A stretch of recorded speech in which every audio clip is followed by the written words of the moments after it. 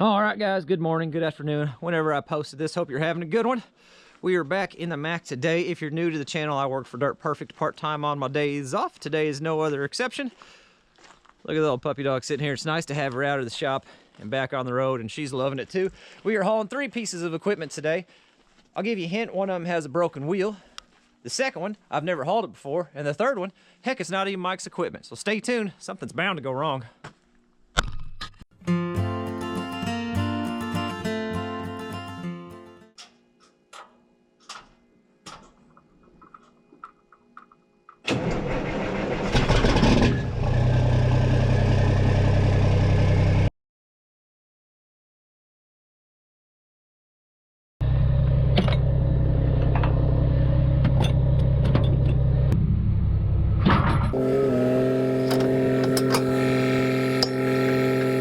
Item number 1, equipment number 1, whatever you want to call it, SVL 90-2.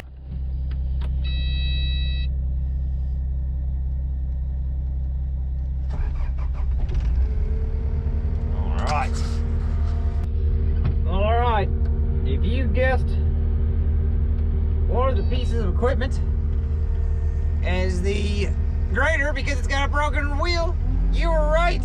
You were right.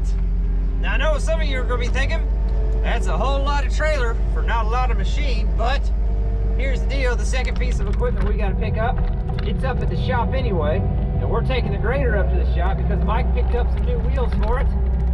So, no point of heading to the shop empty. It's got to get there anyway, and we need the low boy up there for the second piece of equipment. Know what I mean? Get this thing hooked up.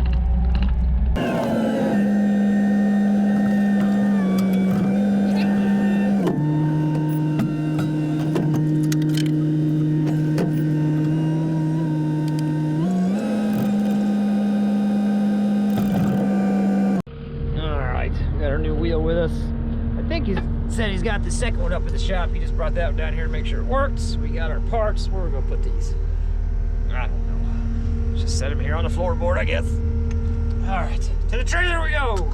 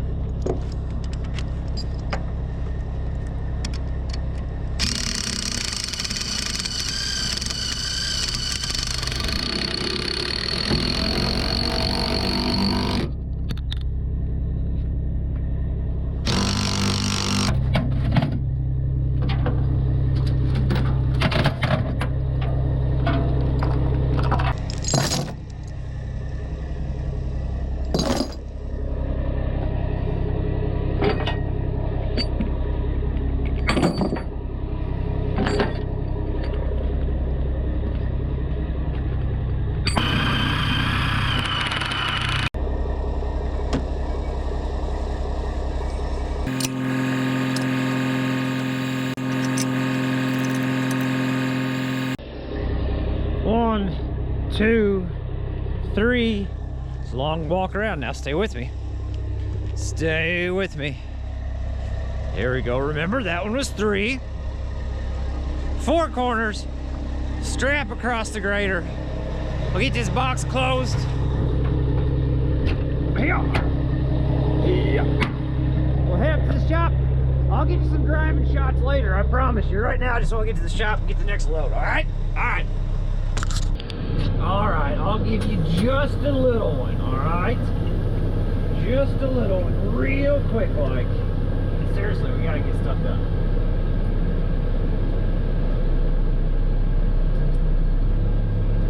Beep, beep, beep. You guys hear it?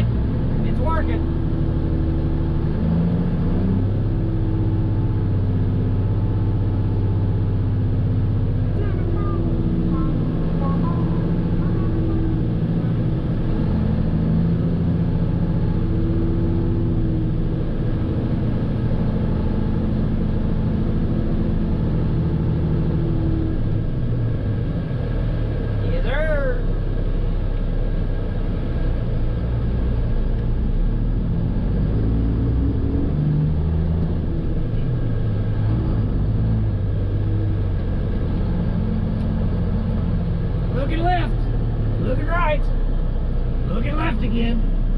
Yeah. Alright. I will meet you at the shop. Alrighty?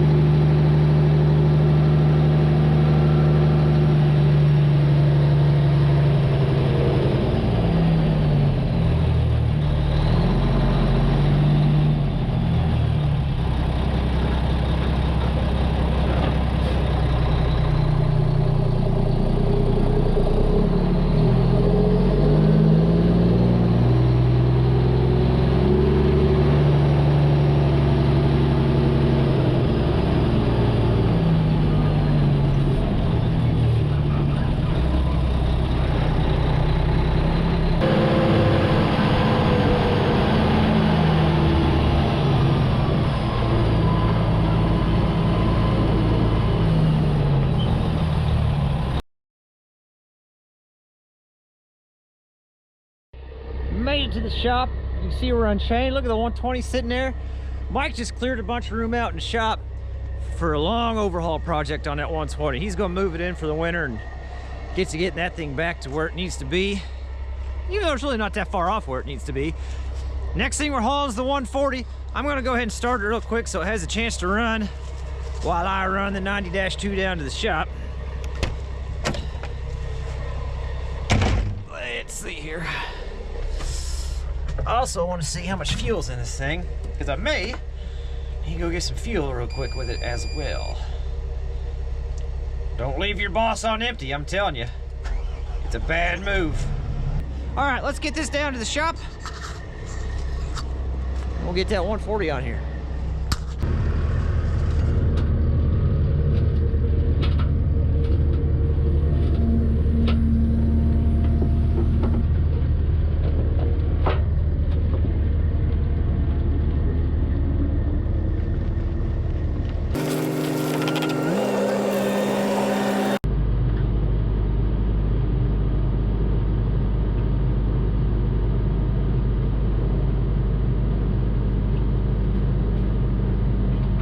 Hey guys.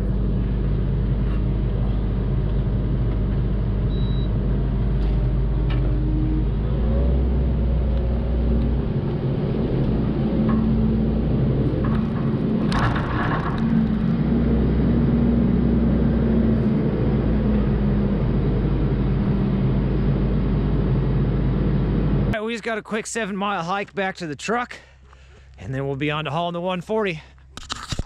All right. We made it up the hill. A little cardio never hurt anybody. Get my bags released. How are we sitting here? You know what? I'm gonna slide over in the road real quick so I get the trailer leveled up, and then we'll do it.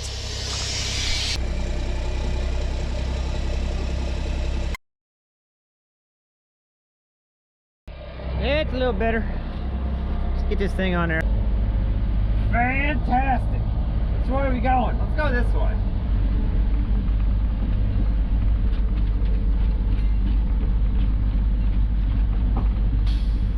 These things are rattling. I see what's rattling. Did you guys hear that rattling? I'll show you what it is.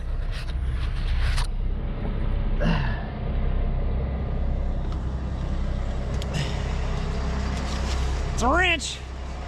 I was trying to throw a wrench in my gears. Hey, rattling stops.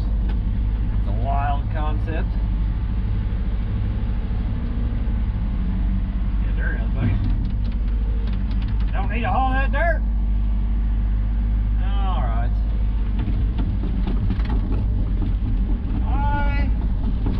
I'm gonna haul this. I think I have to haul it. This is the first time I've put the 140 on the trailer, but I'm just going to go ahead and guess I probably have to put that blade first, because if I don't put the blade at the front of the trailer, I'm just going to go ahead and assume that I wouldn't be able to crown my boom in enough to stay low enough or stay under height. So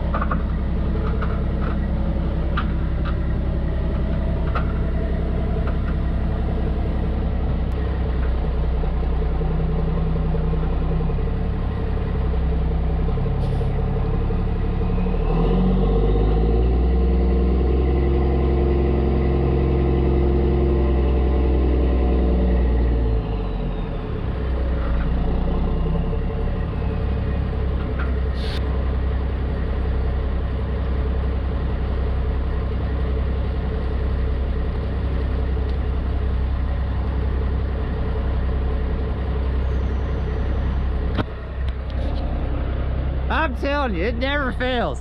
You load on a one-lane county road, somebody's always going to come through whenever you're trying to get chained down.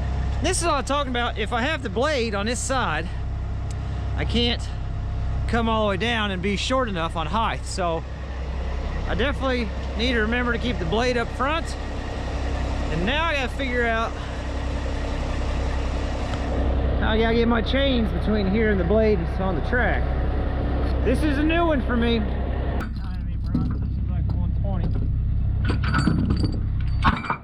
Just that blade set's gonna throw me off a little. I'll get the hang of it. I'd rather take my time this first load than rush it and screw something up.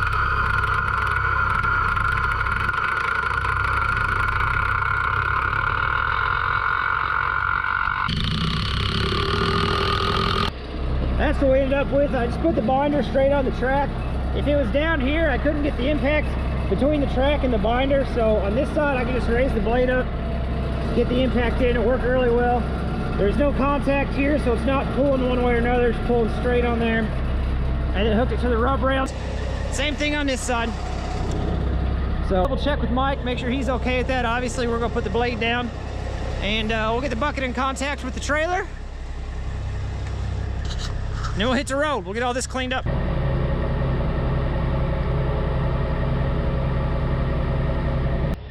One other thing I forgot to mention is we got to put a chain across that boom too, but I'm gonna get this ramp folded up, get a chain across the boom. We're only going a mile down the road, to be honest with you, to the borrow pit where we get dirt from. She looks good on that trailer, good looking machine. So we're gonna drop this off at the borrow pit. Some of you guys said you're gonna leave your drill on the trailer, and you're not wrong. So something I've been doing, I leave that toolbox lid open until I'm 100% done. That way if I walk to the cab, I see it's open, I know I still got stuff sitting on the deck. Because I know who I am, and I know I make mistakes just like we all do. That's just the technique I've been using. All right, so I don't know where we were or what we were talking about.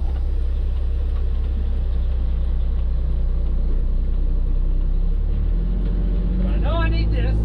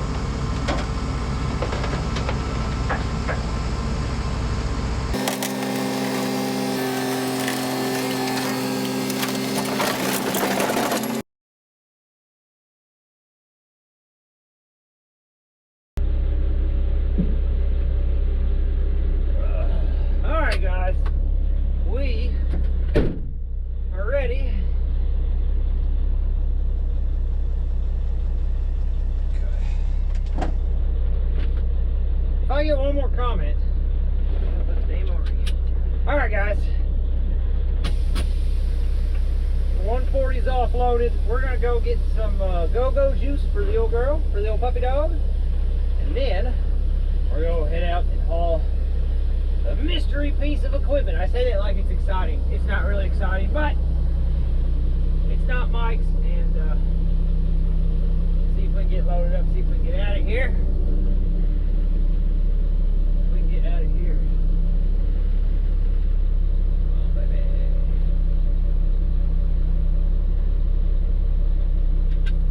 Sir. Yes, sir. Got her.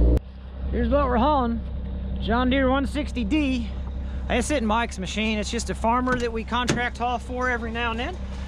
But before we get too crazy, I want to make sure the actual thing starts. Sometimes it doesn't. Hey, all right. We're off to a good start. Why does it sound like that?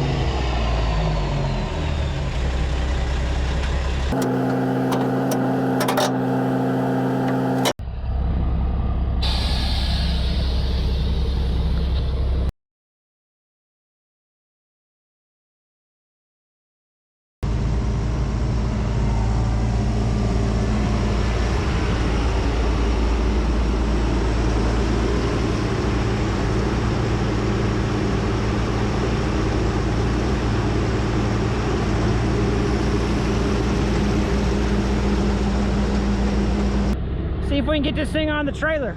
I don't know if I told you, but I broke my magnetic mount while I was loading the 140, so we're down to a tripod, and a broken tripod at that, but we'll try to get you something good here.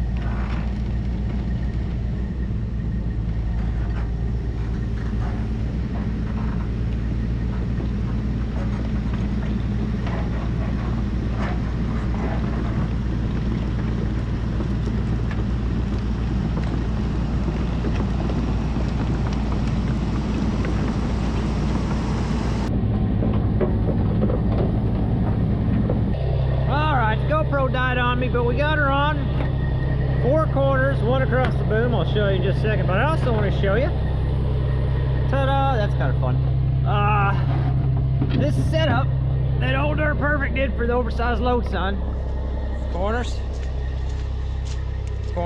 boom, it's magical. Trailer's a little dirty, we need to clean that off before we take off, but check this setup out that he did. Works really, really well. We just kind of roll everything up in one. Of course, we got our flags. Get them unrolled there. I'm not just twirling them for fun. Got this square tubing in the trailer on both sides. All right, and then we got square tubing here and a washer and square tubing. And look, waboom! Isn't that magical? Waboom! And it says oversized load. And if you need to take a little slack in it, all you gotta do is pull it. Just give her a little rotation, slide it back in there, and it snugs it up just a little bit. If you feel the need to do that, you can. But honestly, it's pretty tight. How's that look? Oversized load. That's a handy little doodad. Pretty happy with that invention, or whatever you want to call it. I don't know. Let's get the heck out of here.